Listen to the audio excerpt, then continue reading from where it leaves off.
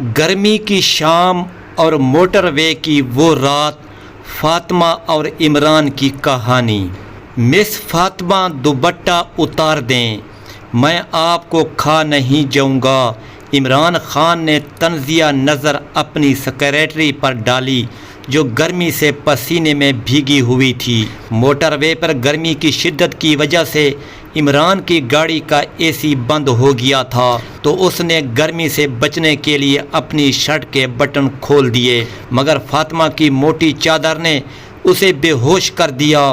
عمران غصے سے گاڑی روکا۔ پاگل لڑکی، وہ اس کی چادر ہٹانے لگا اور اسے پانی پلانے لگا، لیکن آدھا پانی اس کی گردن سے گزر کر قمیض میں جذب ہو گیا۔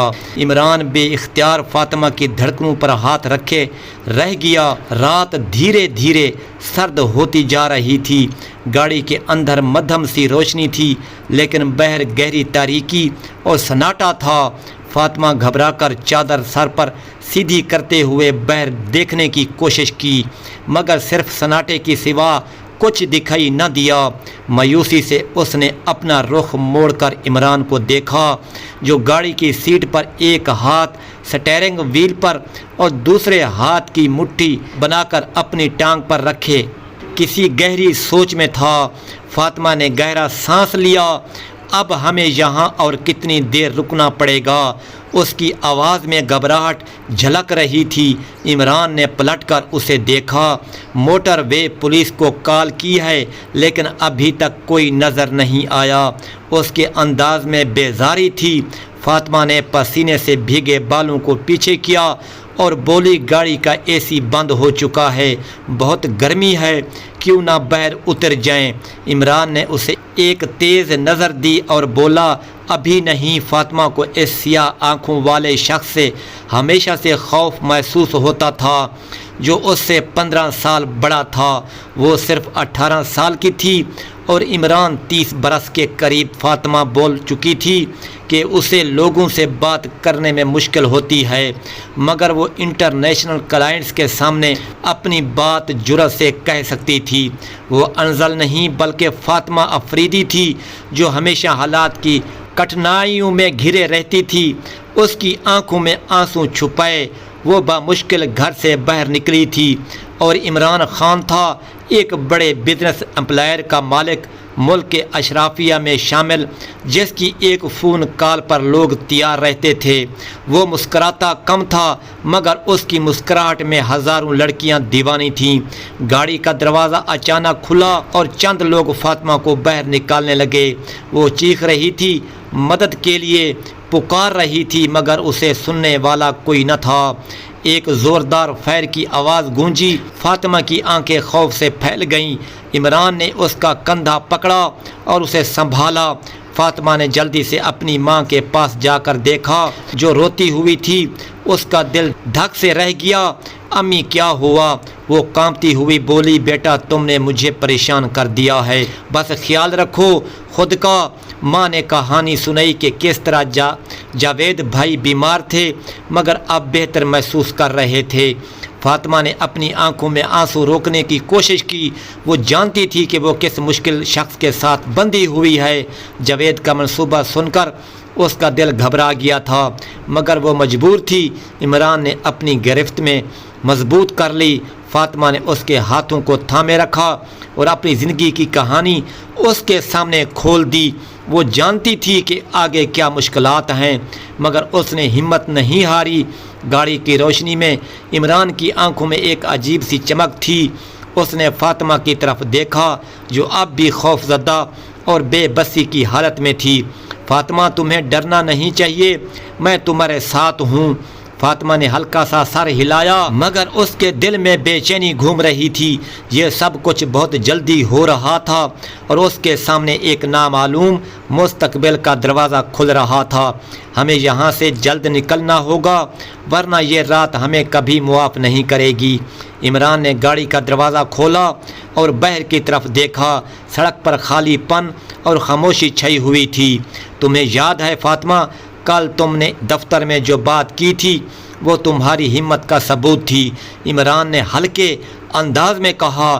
فاطمہ نے تھوڑا حوصلہ پکڑا اور بولی، میں صرف چاہتی ہوں کہ سب کچھ ٹھیک ہو جائے۔ رات کی تنہائی میں گاڑی کی روشنی دھیمی پڑتی جا رہی تھی۔ عمران کی نظریں سڑک پر جمی ہوئی تھی، مگر اس کے دل میں کئی سوالات اور خدشات نے جنم لیا تھا۔ فاطمہ کے چہرے پر اب بھی خوف اور بے یقینی کی چھاپ تھی۔ اس نے اپنی موٹی چادر کو تھامے رکھا تھا جیسے کوئی نہایت قیمتی چیز ہو۔ ہمیں جلدی سے کسی محفوظ جگہ پہنچنا ہوگا، یہ رات ہمارے لیے امتحان بن چکی ہے، عمران نے اپنے آپ کو سمجھاتے ہوئے کہا۔ گاڑی کے بہر کا منظر سنسان اور خاموش تھا، ہر طرف تاریکی کا راج تھا۔ فاطمہ نے ہچکچاتے ہوئے کہا، کاش یہ سب کچھ ختم ہو جائے۔ عمران نے اس کا ہاتھ تھاما۔ ختم ہوگا، بس تم پر بھروسہ رہا تھا۔ گاڑی کی کھڑکیوں سے ٹکرا کر ہوا کی نرم لہر فاطمہ کے چہرے سے ٹکرائی۔ اس نے آنکھیں بند کر کے گہرا سانس لیا، لیکن اس کے دل کی دھڑکن بے قابو تھی۔ اس نے عمران کی طرف دیکھا جو اب بھی فکر کے گھنے بادلوں میں گھرا تھا۔ رات کی تنہائی میں ان کی سانسوں کی آواز ہی واحد تھی جو اس گہری خاموشی کو توڑ رہی تھی۔ عمران، کیا واقعی ہمیں اس رات یہاں سے نکلنے کا کوئی راستہ ملے گا؟ فاطمہ نے آہستہ سے پوچھا، لیکن آواز میں ابھی بھی خوف کی چھاپ تھی۔ عمران نے اپنی گرفت مضبوط کی۔ فاطمہ، تمہیں یہ جان لینا ہوگا کہ زندگی میں مشکلات آتی رہتی ہیں، لیکن ہم نے ہمت نہیں ہارنی۔ یہ رات گزر جائے گی، پھر روشنی ہمارے قدم چومے گی۔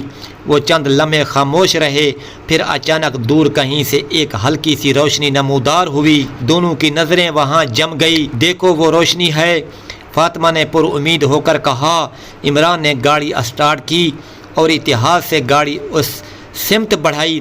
قریب پہنچ کر پتہ چلا کہ یہ ایک چھوٹا سا ہاؤسنگ سوسائٹی تھا جہاں کچھ لوگ اپنے گھروں کے باہر کھڑے تھے۔